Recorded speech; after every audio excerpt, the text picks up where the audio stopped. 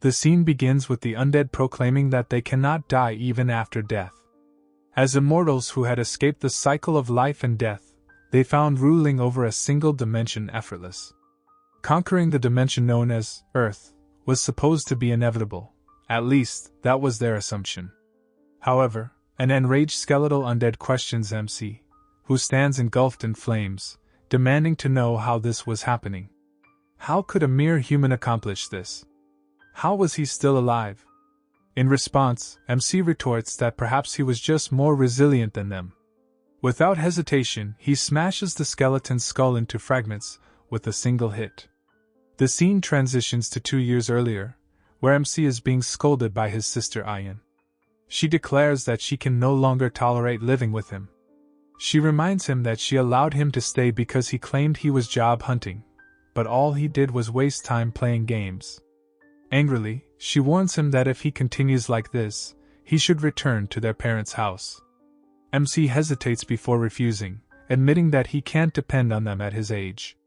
Ayan counters that his younger sister manages just fine and points out that he still receives an allowance.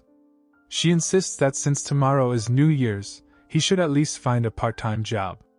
MC, feeling dizzy, pleads with her to let it go until tomorrow before shutting the door to his room. Collapsing onto his bed, MC reflects on how pathetic he has become. He questions himself, why is he living like this? Since moving to Seoul, the only productive thing he had done was a short-term internship at a major corporation. He tells himself that he should at least look for a simple job, like stacking boxes. As he turns, he realizes he left his game running before he went out. Sighing, MC wishes real life were like a video game. It would make finding a good job so much easier. He mutters the name of the game, Warrior Wizard Swordsman, before dozing off. Suddenly, blank screens appear in his room. They start displaying messages, detecting a general connection from the Heiken dimension. However, Earth's defense system immediately activates, denying the connection temporarily. Then, the system announces that the tutorial will commence on Earth. Jolted awake, MC is shocked to see floating words in front of him. The screen welcomes him by name, Kan-hyun, and informs him that the tutorial consists of 8 stages. It states that death within the tutorial is not linked to reality, but MC cannot quit midway. If he fails, he won't get another chance. The screen also explains that clearing the tutorial will grant him an awakening and a reward. MC, stunned by the surreal events, wonders if this is the kind of hallucination that only hardcore gaming addicts experience.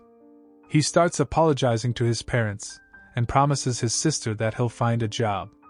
Then, a realization dawns on him, why not enjoy it? If this really is a dream, maybe it's a divine sign to go all out for one last adventure. With that, he stands up as the screen displays his entry into Stage 1, encouraging him to summon the courage to save Earth. The system reveals his objective, to reach the end of a bridge, and the only failure condition is death. Confused by the mention of a bridge, MC suddenly finds himself standing high above a massive chasm, with a narrow bridge extending over a pool of molten lava. Looking around, he sees others in similar situations, standing on separate bridges, equally bewildered. Before he can process the situation, someone calls out his name. Turning, MC is startled to see his sister, Kang Ayan, on a neighboring bridge. Bewildered, he shouts, questioning why she's in his first dream of the year, remarking that this is ridiculous. Ayan, also confused, asks if he seriously believes this is just a dream and why he keeps talking about saving Earth. MC scoffs and tells her to stop pretending it's her dream. This is obviously his. Irritated, Ayan argues that if this were a dream, why does the lava's heat feel so real? And how can they have such natural conversations? She questions if he doesn't find something off about all this. MC shrugs and explains that the brain can be deceived. People who claim they can't feel pain in dreams are lying. He shares a rather embarrassing experience, how, in some dreams, he thought he was peeing for real, only to wake up relieved that his blanket was still dry. Ayan, disgusted, scolds him for saying such humiliating things in front of her. Deciding to move, MC steps forward, announcing that he's going. Ayan, concerned, asks where he thinks he's heading. He casually states that the system told him to reach the end of the bridge, and since this is his dream, an NPC like her wouldn't understand. Annoyed, Ayan retorts that she saw the message too, but isn't he afraid of falling? MC proudly mocks her, asking if she's stupid since it's a dream, dying would just wake him up. But before he can finish his sentence, a blood-curdling scream fills the air. A person has fallen into the lava below. Frozen in shock, MC can't believe how realistic the scream sounded. Ayan stares at him, waiting for an explanation. He quickly dismisses it, insisting it just sounded real. Ayan sighs, advising him to be cautious. If he insists on moving, he should crawl instead of walking. MC protests that he isn't scared, but ultimately agrees to follow her advice. As they inch forward, Ayan asks MC for his thoughts on what's happening. He insists it's just an ultra-realistic nightmare. Ayan, unconvinced, argues that something beyond their understanding must have occurred. If they die here, there's a real chance they die for good. MC, growing frustrated, begs her to stop talking about it. He's trying hard to ignore the possibility. But fear has paralyzed him. Ayan sighs, realizing that she might just have the most unreliable older brother in existence. Exhausted, MC suggests they take a short break, admitting that his limbs are trembling too much to continue. Ayan asks if he really plans to lie down right there. He insists that there's still a chance this is all just a dream. Maybe if he stays still, he'll wake up soon. Before they can react, a screen appears, warning that a set amount of time has passed, and the difficulty level is increasing. Panic spreads as terrified screams fill the air. Bridges are starting to collapse. MC watches in horror as cracks form beneath him, forcing him to sprint forward. Thankfully, the bridge isn't too narrow. As long as he doesn't trip, he'll reach the other side. He pushes forward, nearly at the end, when he suddenly spots debris breaking loose above his sister's head. Acting on instinct, he leaps onto her bridge, yanks her out of harm's way, and jumps with her to safety. The screen reappears, announcing that they have successfully cleared Stage 1 and received a temporary awakening as a reward. Collapsing, MC groans that he can't move a muscle. He half-heartedly asks his sister if she's going to thank him for saving her life. Ayan, unamused, gives him a dull thank you before turning to examine the floating screen before her. She asks what terms like level, strength, and agility mean. MC, still catching his breath, realizes that this is a status window. His eyes widen as he processes the implications. This is what every gamer dreams of receiving on their birthday. Overwhelmed, he scrambles to check his stats, but before he can take a good look, he abruptly wakes up in his room. Blinking in confusion, he wonders if it was all just a dream?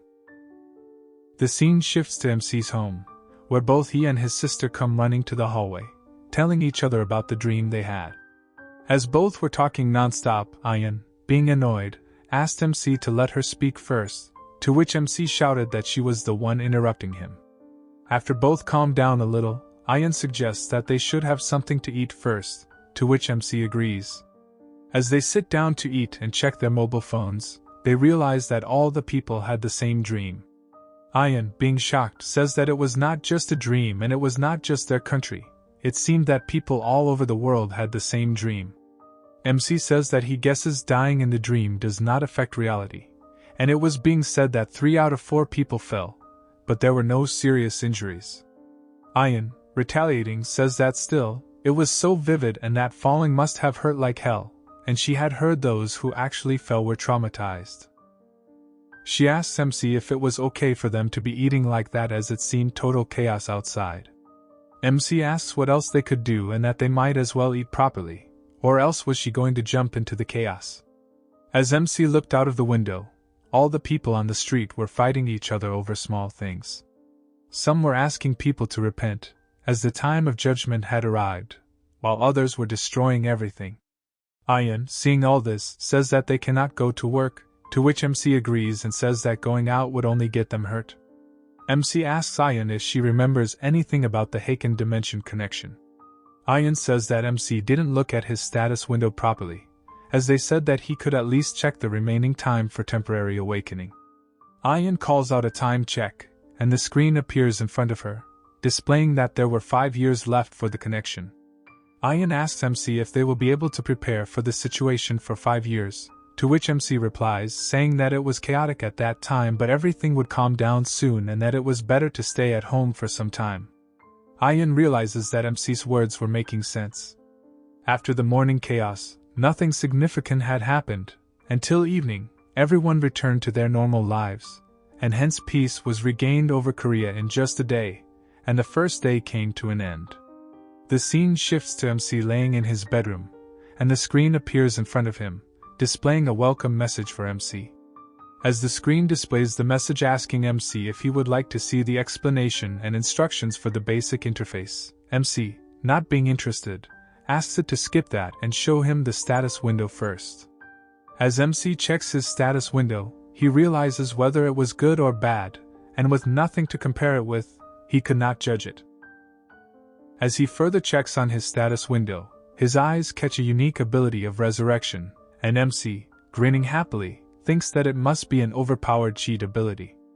As the screen describes the ability to be able to resurrect after 24 hours of death and much more, MC, being overwhelmed, realizes that it was amazing and there was no way that his life was meant to be just an extra.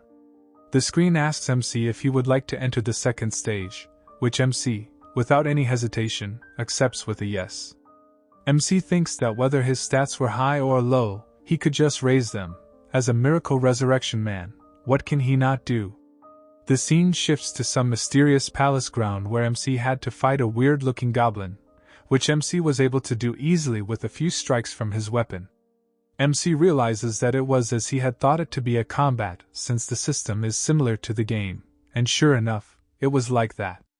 MC realizes that he had managed to take it down with a surprise using the mace, but the sensation of striking down a living being made his whole body tingle. As MC realizes that he killed it, he feels like he would throw up, and he was only able to win because it was a goblin, and if he hadn't surprised it, he would have ended up like that.